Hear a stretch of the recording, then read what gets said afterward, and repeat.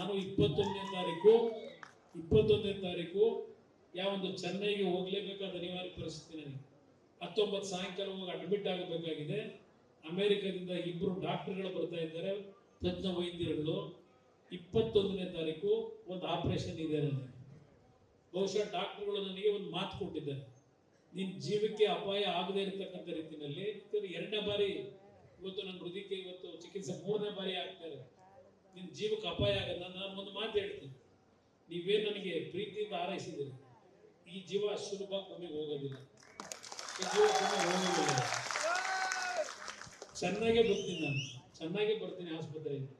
3ನೇ ಬಾರಿ ಆಪರೇಷನ್ ಆದರೂ ನಾನು ಮತ್ತೆ ಅವರು ಡಾಕ್ಟರ್ ಒಂದು ಮಾತು ಹೇಳಿದ್ದಾರೆ, ಇನ್ನು ಮುಂದಕ್ಕೆ ಇನ್ನು 15ರಿಂದ 18 ವರ್ಷ ನೀನು ಬದುಕಿರೋವರೆಗೆ, ನನಗೆ ಬಹುಶಃ ಆಯಸ್ಸು 84 ವರ್ಷ ಅಂತ ಕೆಲವರು ಅಷ್ಟೆಲ್ಲ ಹೇಳ್ತಾರೆ.